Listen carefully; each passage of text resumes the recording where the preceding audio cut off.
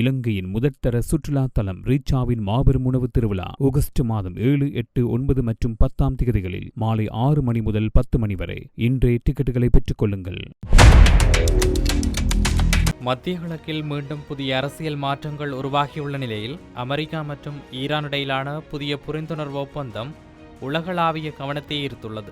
அணுசக்தி கட்டுப்பாடு, பொருளாதார தடைகள் தளர்வு, எண்ணெய் சந்தை நிலைமை மற்றும் பிராந்திய பாதுகாப்பு போன்ற பல முக்கிய அம்சங்களை உள்ளடக்கிய இந்த ஒப்பந்தம் ஒருபுறம் நம்பிக்கையை உருவாக்கினாலும் மறுபுறம் பல சந்தேகங்களையும் விமர்சனங்களையும் ஏற்படுத்தியுள்ளது. இந்நிலையில் இந்த ஒப்பந்தத்தின் அரசியல், பொருளாதார மற்றும் இராணுவ தாக்கங்கள் குறித்து சர்வதேச வட்டாரங்களில் தீவிர விவாதங்கள் நடைபெற்று வருகின்றன. இதேவேளை வியாழக்கிழமையன்று இதுவரை குறைந்தது 7 கப்பல்கள் ஹோர்முஸ் ஜலசந்தியை கடந்து சென்றுள்ளன என்று தரவுகள் தெரிவிக்கின்றன. அவற்றில் 4 சரக்கு கப்பல்கள், பிரான்ஸ் கொடியுடன் பயணித்த ஒரு LNG டேங்கர் மற்றும் குக் தீவுகள் கொடியுடன் சென்ற ஒரு பிடுமன் டேங்கர் ஆகியவை ஓமான் வளைகுடா நோக்கி ஜலசந்தியை விட்டு வெளியேறியுள்ளன. அதே நேரத்தில் பனாமா கொடியுடன் வந்த ஸ்டார்வே என்ற மற்றொரு கப்பல் பாரசீக வளைகுடாவை நோக்கி ஜலசந்திக்குள் நுழைந்துள்ளது. இந்த கப்பல்கள் 46,000 டன் அளவுக்கு மேல் எண்ணெய் ஏற்றிச் செல்லும் திறன் கொண்டதாகும். இந்த கப்பல் தனது AIS டிரான்ஸ்பாண்டரை அணைத்து மறைந்திருப்பது கண்டறியப்பட்டுள்ளது. மார்ச் மாதம் முதல் இந்த பகுதியில் ஏற்பட்ட பதற்றத்தால் இவ்வாறு டிரான்ஸ்பாண்டரை அணைப்பது பொதுவான நடைமுறையாக மாறியுள்ளதாக கூறப்படுகிறது. ஹோர்முஸ் ஜலசந்தி என்பது உலகின் மிக முக்கியமான கடல் வழிகளில் ஒன்றாகும். அமெரிக்கா மற்றும் ஈரான் இடையிலான புதிய ஒப்பந்தத்தின் முக்கிய அம்சங்களில் இதன் போக்குவரத்து மீண்டும் சீராக்கப்பட வேண்டும் என்பதும் ஒன்றாகும். முன்னதாக ஏற்பட்ட மோதலின் போது இந்த நீர்வழி பெரும்பாலும் முடக்கப்பட்டிருந்தது. தற்போதைய ஒப்பந்தத்தின்படி ஈரான் மற்றும் வளைகுடா நாடுகள் இணைந்து இந்த ஜலசந்திக்கான புதிய விதிமுறைகளை உருவாக்க உள்ளன. அதன்படி போக்குவரத்து மீண்டும் பழைய நிலைக்கு திரும்ப வேண்டும் என்றும் சில கட்டணங்களை விதிக்கும் அதிகாரம் ஈரானுக்கு வழங்கப்படலாம் என்றும் தகவல்கள் தெரிவிக்கின்றன. இதேவேளை வியாழக்கிழமையன்று ஈரான் ஜனாதிபதி மசூத் பெஷக்கியன் அமெரிக்காவுடன் எட்டப்பட்ட ஒப்பந்தத்தை வலிமையான ஈரானிடமிருந்து வந்த செய்தி என்று வர்ணித்துள்ளார். அவர் இதை ஒரு வரலாற்று ஆவணம் எனவும் குறிப்பிட்டு சமூக வலைத்தளமான எக்ஸில் கருத்து தெரிவித்துள்ளார். அவரது கூற்றுப்படி இது வரலாற்று முக்கியத்துவம் வாய்ந்த ஆவணம், பரஸ்பர மரியாதையின் மூலம் அமைதி எட்டப்பட முடியும் என்பதை இது காட்டுகிறது என்று அவர் தெரிவித்திருக்கின்றார். மேலும் ஈரான் தனது கண்ணியம் மற்றும் சுதந்திரத்தை பாதுகாத்து கொண்டு உலக அமைதி, முன்னேற்றம் மற்றும் பிராந்திய ஒத்துழைப்புக்கு தொடர்ந்து உறுதியாக இருப்பதாகவும் அவர் கூறியுள்ளார். இந்த 14 அம்சங்களை கொண்ட ஒப்பந்தம் ஈரான் மற்றும் அமெரிக்கா இடையே நீட்டிக்கப்பட்ட போர் நிறுத்தத்தை, தொடர்ச்சியான அமைதி பேச்சுவார்த்தைகளையும் நோக்கமாக கொண்டதாக கூறப்படுகிறது.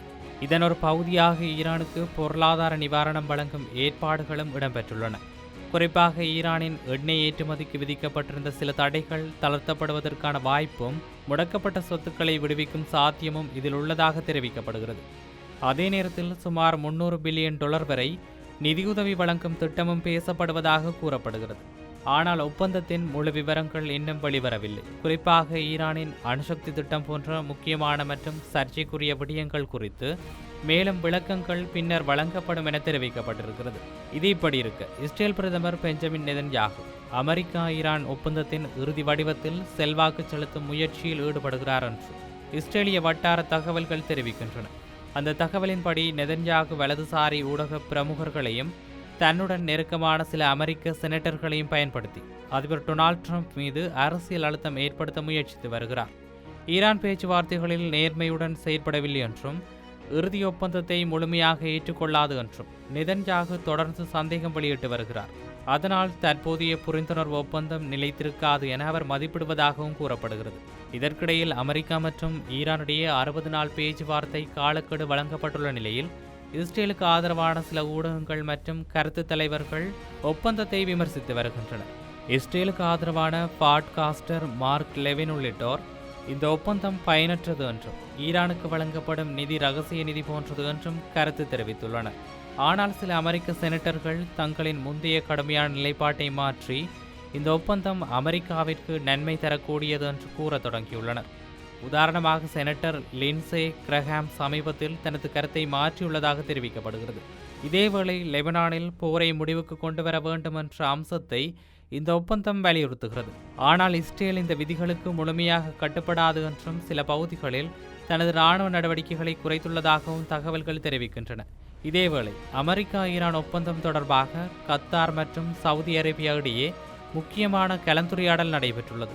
கத்தார் பிரதமரும் வெளியுறவு அமைச்சருமான ஷேக் முகமது பின் அப்துல் ரஹ்மான் அல்தானி சவுதி அரேபியாவின் வெளியுறவு அமைச்சர் இளவரசர் ஃபைசல் பின் ஃபர்ஹானுடன் தொலைபேசியில் உரையாடியுள்ளார்.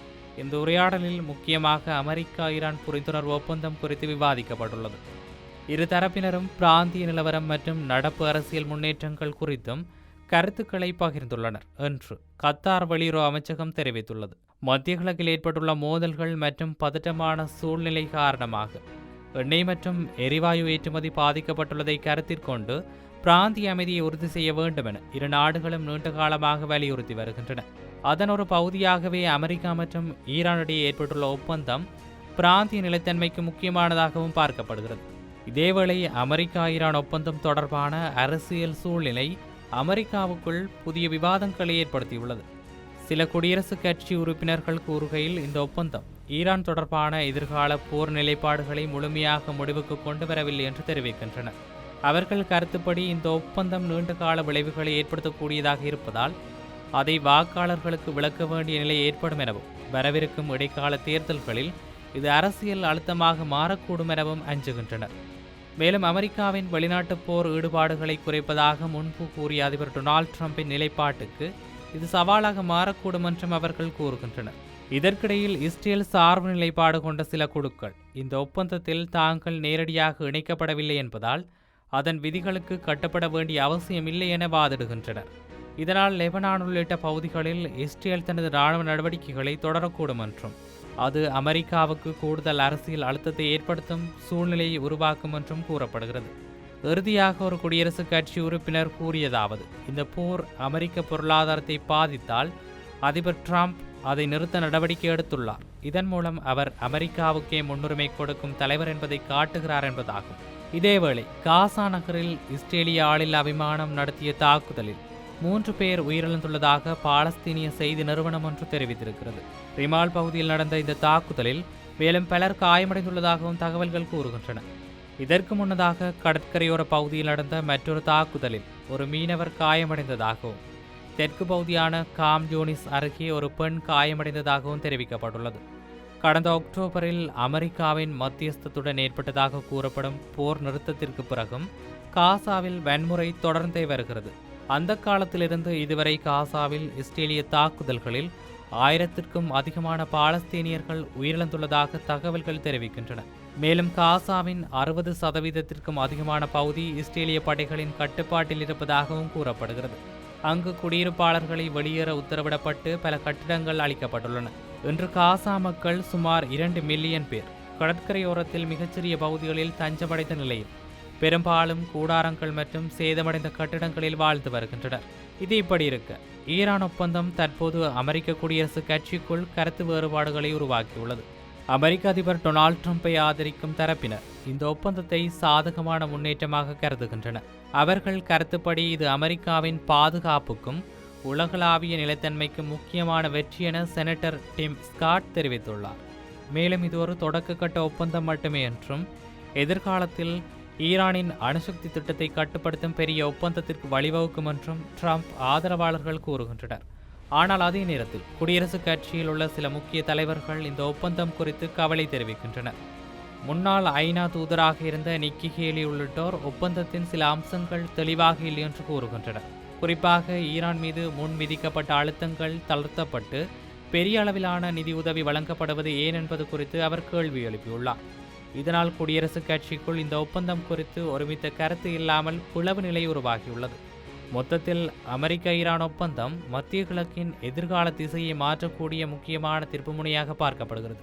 எண்ணெய் சந்தை நிலைத்தன்மை, அணுசக்தி கட்டுப்பாடு மற்றும் பிராந்திய அமைதி ஆகியவை முன்னேற்றம் கண்டாலும் ஒப்பந்தத்தின் முழுமையான வெற்றி அதன் செயற்படுத்தும் விதத்திலும் இரு தரப்புகளின் நம்பிக்கையிலும் தான் உள்ளது. அதே நேரத்தில் அமெரிக்க அரசியலுக்குள் உருவாகியுள்ள கருத்து வேறுபாடுகள் மற்றும் இஸ்ரேல் உள்ளிட்ட பிராந்திய சக்திகளின் எதிர்வினைகள் இந்த ஒப்பந்தத்தின் எதிர்காலத்தை மேலும் சிக்கலாக்குகின்றன. இனிவரும் நாட்களில் நடைபெறும் பேச்சுவார்த்தைகளே இந்த ஒப்பந்தம் நிலையான அமைதிக்கான பாதையா அல்லது புதிய பதற்றங்களுக்கான தொடக்கமா என்பதை நாமும் பொறுத்திருந்து பார்க்கலாம்.